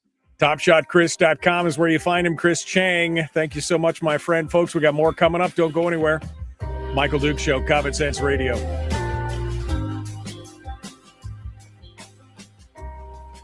Okay, Chris Cheng, Top Shot champion, season 4. I mean, this is a tough thing to talk about because people, the whole mental health aspect, it makes people uncomfortable. Like you said, even people in the community who don't want to get involved, and then something like this happens, and then you look back and you think, oh, this is completely preventable. Yeah. If only we'd done this or that, if only we'd talked to somebody about it or whatever. It's crazy. Last month at SHOT Show in Las Vegas, and SHOT Show is the annual firearms industry trade show, we celebrated a 10-year anniversary of the firearms industry's suicide prevention efforts and initiatives. And a big milestone, right? 10 years ago, the firearms industry, and we weren't really talking about suicide prevention, even though it accounts for almost 2/3 of firearms deaths, right, in America, right? 2/3 of gun deaths. The majority of gun deaths are because of suicide, and we weren't talking about it. We didn't have a plan to reduce that number. But in the past 10 years, the firearms industry, we've partnered with the American Foundation for Suicide Prevention. We have made really, really notable movement in destigmatizing these mental health conversations, right? And the idea here is to encourage gun owners to take personal ownership of this problem. Whether you are a gun owner or whether you are not a gun owner, each of us has a place and a part, right, in helping address this mental health issue in our country. And the most basic fundamental part here is to normalize making people comfortable talking about what is causing their personal distress, right? That if you're struggling with whatever it is, you're struggling with the bills, you don't have a job, you're maybe your housing situation is unstable, your relationship is you're in a volatile place, relationship wise, whatever those issues are, it's normal, right? We all have really hard, difficult moments in life, and talking to someone, whether it's your family or a professional or your friends, like that's normal, right? And that's healthy, right? It's bad to bottle this in, right? To think, oh, I'm just gonna be a tough guy and just swallow this terrible thing that is happening to me, right? That is just a recipe for disaster, right? That is often what leads to these explosive mass shootings, right? And other violent crime, right? When people feel like they're trapped, right? That things are so bad for them that the only way out is suicide by cop, right? Or to go out in a blaze of glory, right? And we don't want any of that for individuals. We don't want any of that for our communities. So, reducing the taboo around mental health is a key part of, I think, reducing these not just suicide by firearm, but also homicides and mass shootings. So I'm happy to report about that progress. Yeah, absolutely. Brian says, rather than wasting millions of dollars creating, litigating, and enforcing laws, how about putting it towards focusing on helping those who need it? And I agree with that. I think that's important. Although Frank does have a good piece of advice here. If you're really looking for an agent, If you're really looking for an agent, you should say something about auto sears. Then you'd get an agent, immediately. Oh, wrong kind of agent. Never mind. Wrong kind of agent. Well, my friend, I am so excited to get a chance to see your book and to read it and to see what it's all about. I look forward to seeing more of that, and hopefully we'll get more info on that as it comes forward. But I mean, I agree with you 100%. I think that if we could find a way, and this has always been the problem, how do we address the mental health issue?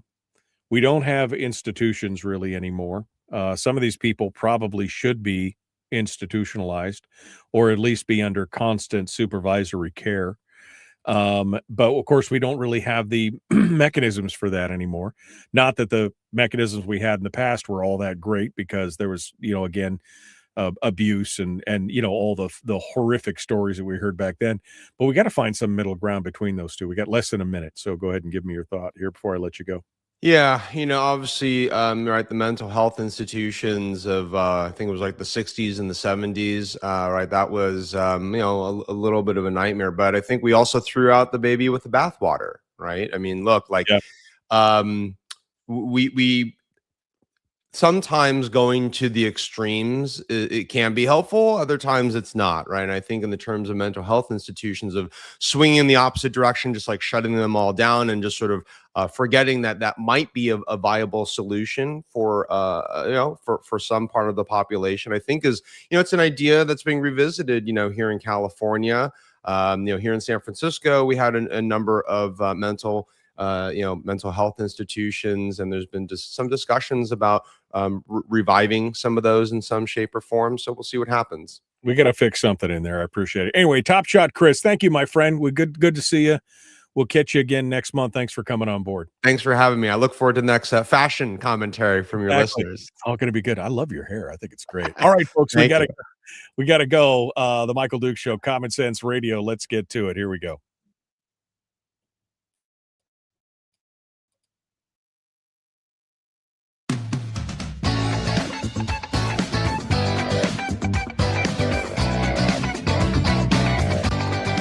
Okay, we're back. Willie Waffle is in his house. Willie Waffle, our movie critic extraordinaire, and he comes on board with us to talk about the streams and the stuff and the things and all the dealios and all the good stuff. And he joins us right now. Hello, my friend. How are you? I'm doing well. I'm kind of excited right now because a big story broke last night that I know you are going to be thrilled about. I feel like I'm going to be making your day when we talk about this, and I think it has to be the lead story today. Okay, all right. Hey, look, I am at your command. Give me the lead story that you think I'm going to kill over. What is it?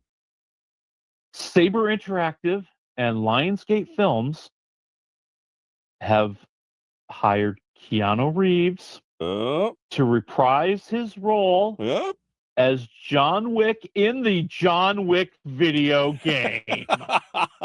Okay. All right. Okay. Yes, you are getting the John Wick video game, described as a single-player, third-person action title. It will be available on PlayStation 5, Xbox Series, and your PC. And they promise a lot of action because that's all the John Wick movies are. Let's be honest. Right. I know. No. They say it's going to be it's going to be more like a prequel, right? It's going to be like a previous adventure that maybe we didn't know about from when John Wick was a little bit younger. Right. Okay. And it will combine, quote unquote, John Wick's unparalleled, adrenaline-fueled, gun fu fighting style with Saber's proven reputation for thrilling gaming experiences. Yeah.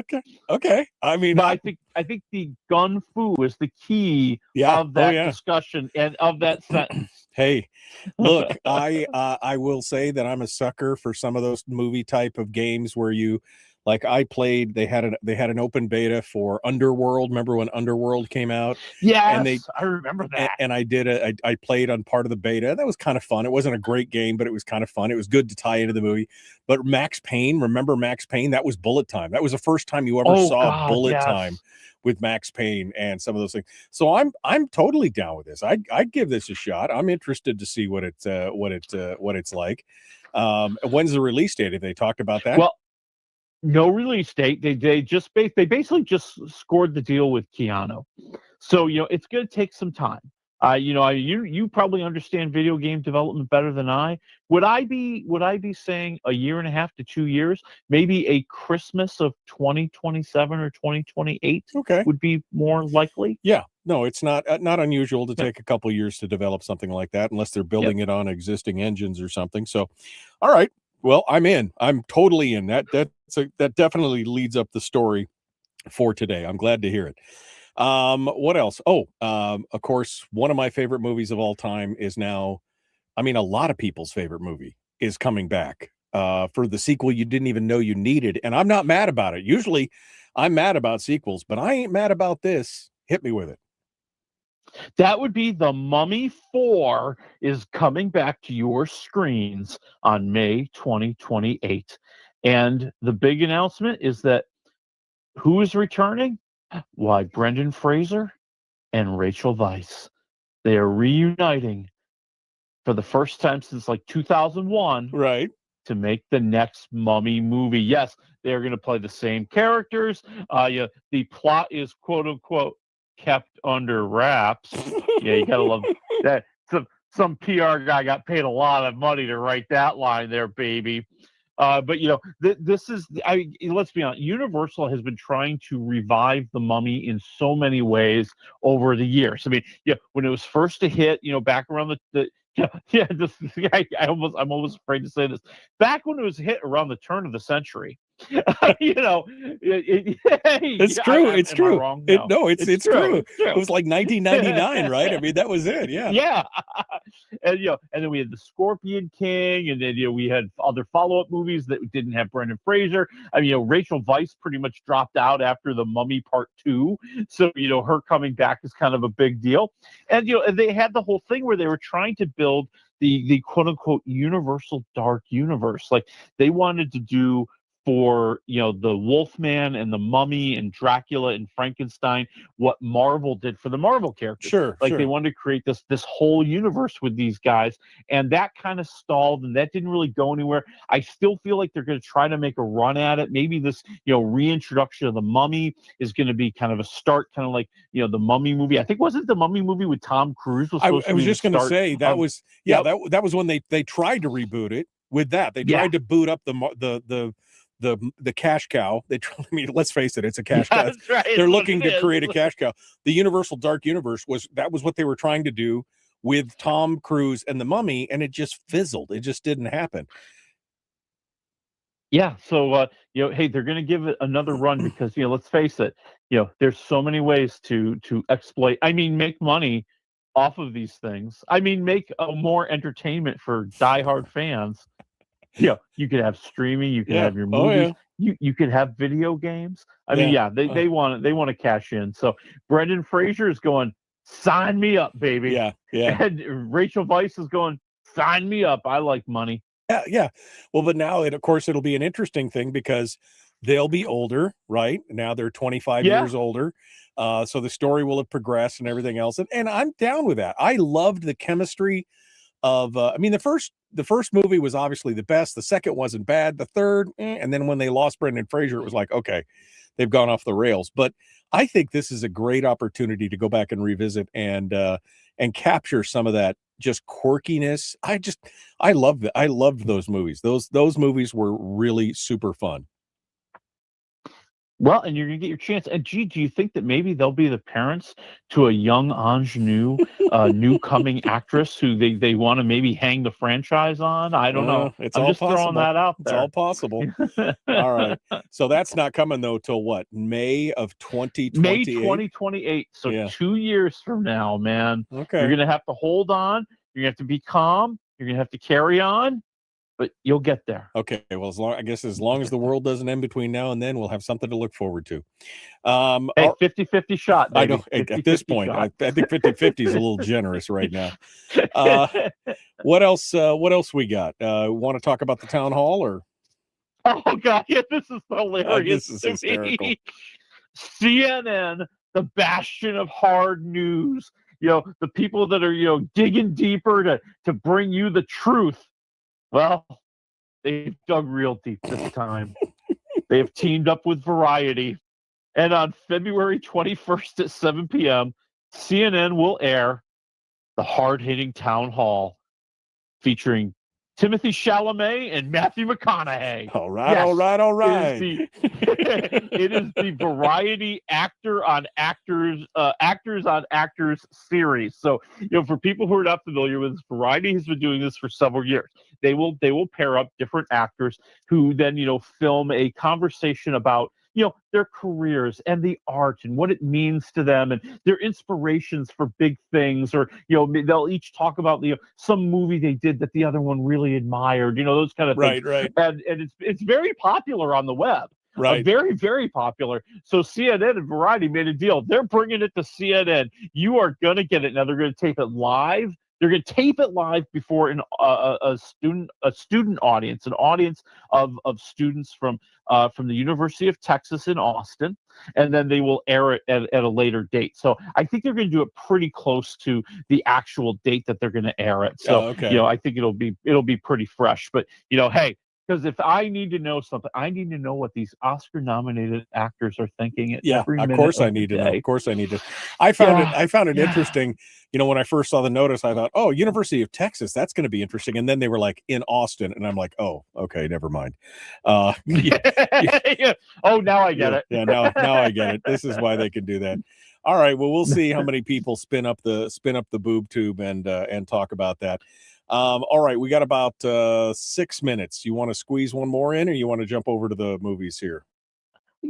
Let's see here. I'll squeeze one in. This is a wild card. This is another thing that came out yesterday, and I think it's really interesting. NBC is reviving the Rockford Files with James Garner. Well, not with James Garner, but the original Rockford Files starred James Gardner, and it was a very fun, very charming TV series. Well, NBC is bringing it back, and they have hired David Boreanaz to be the new Jim Rockford. And so, I think it might really work. People who don't know him, he was a star of Bones and Angel and SEAL Team. I mean, he's had a very, very good TV career. And I think he's just maybe the right mix of charming and quirky and fun to make the Rockford Files work. Now, it won't be like the original. Anybody who's seen the original will tell you Jim Garner, oh my God, Garner was just so amazing. Yeah. And just, he's the world-weary private investigator who's kind of, from the wrong side of the tracks in Los Angeles, whip smart and always gets right to the bottom of all the cases. And I'm kind of looking forward to it. They don't have a date yet. I would anticipate something in the fall or early next year. Yeah, so. No, I will be honest with you. No.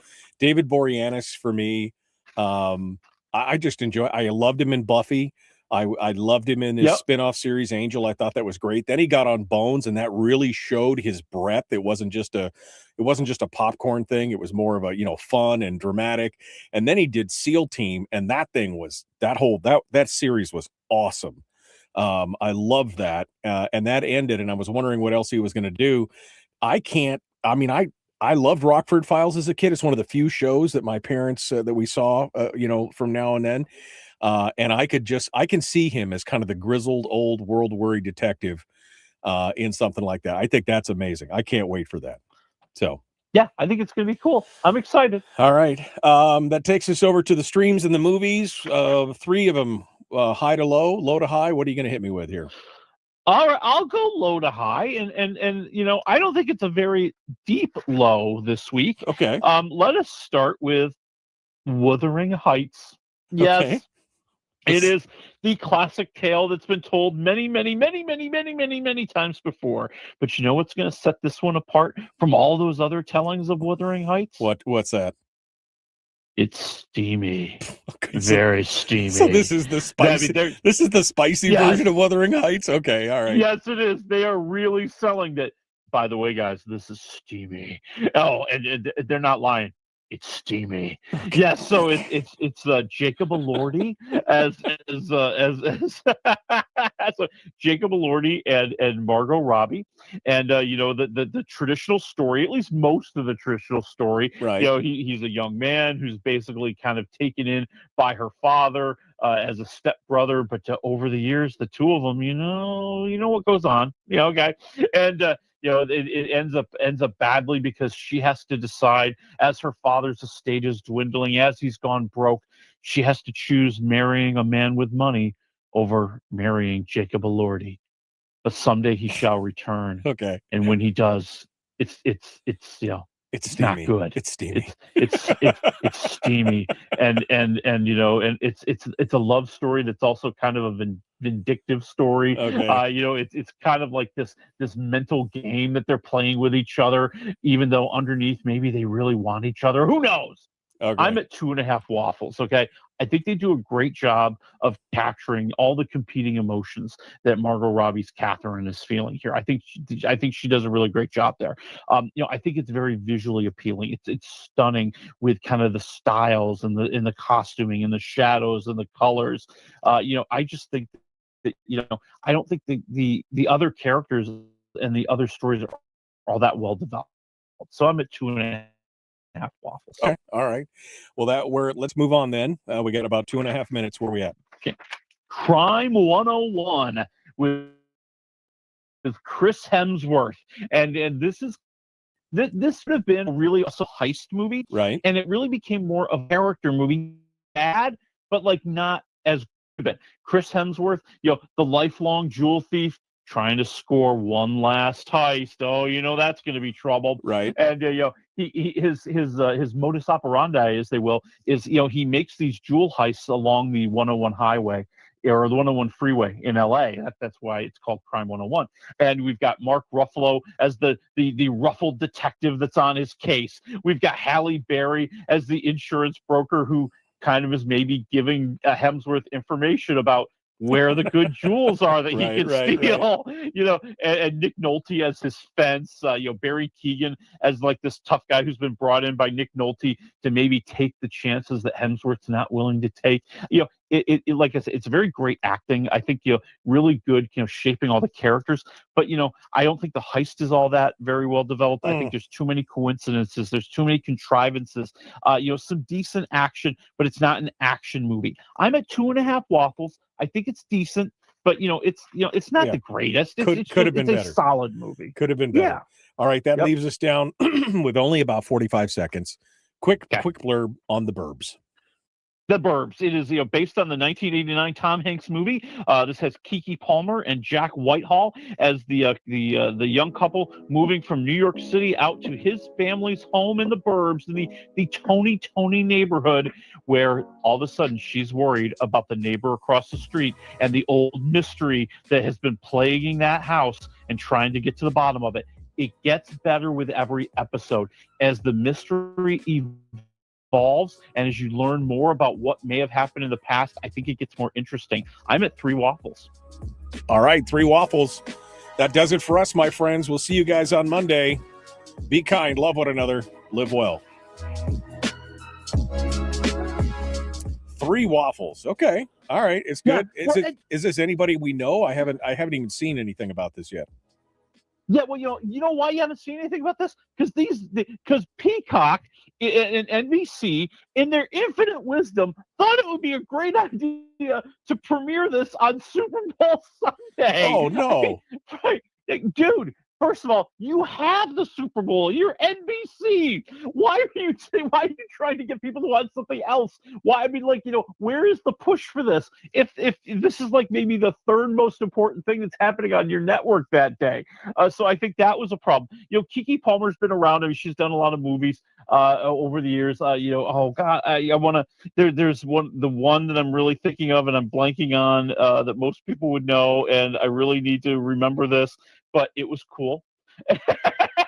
Wow. Okay. Yeah, but I think that it really is. It starts kind of slow. It really does take a little time for the mystery to develop, and every episode you kind of get like a new little revelation, a new revelation. You learn a little bit more about this neighborhood. It's supposed to be the safest neighborhood in all of America, right? It looks like the picturesque, wonderful suburban street that we would all like to live on, with all the manicured lawns and the pretty houses and everybody's friendly neighbors, except they're all hiding secrets. Oh man. All right. I mean, it sounds good. I remember the Tom Hanks movie. So if it's following kind of the same thing, I'd be interested in at least seeing the first episode or two. But you say it takes a little bit to get warmed up. It takes a little while to get warmed up, and it does kind of it goes away from the whole Tom Hanks movie. Like if you remember the plot of that movie, this one kind of it kind of has some of the bones of that, but it's trying to be its own thing and develop some of its own stories. And there is a nice little homage to Tom Hanks in the series. All right, well I got to watch it. So that's the Burbs, 3 Waffles. What are we doing? What are we doing next week, my friend? What's up? Next week we are talking about How to Make a Killing with Glenn Powell and Margaret Qualley. Okay, that looks. I'm interested. Glenn Powell has been doing some great stuff. He's been getting a lot of work. So I'm looking forward. I mean, it's kind of a dark movie. He plays a guy that was he was kind of like disinherited or really kind of given up by the family years and years and years ago, and it turns out he could be the only living heir to this very rich family if he kind of get some of the other heirs out of the way. Oh, great. Okay. All right, Willie Waffle, wafflemovies.com. Thank you, my friend. We will talk to you next week. All right, I'll talk to you next week. All right, folks. We'll see you then. Be kind. Love one another. Live well.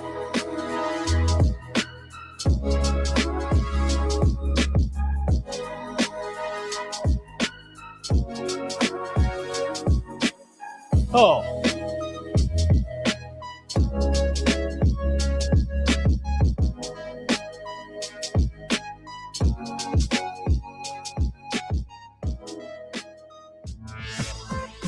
We've shed our terrestrial radio skin, and now we are slimy lizard internet people.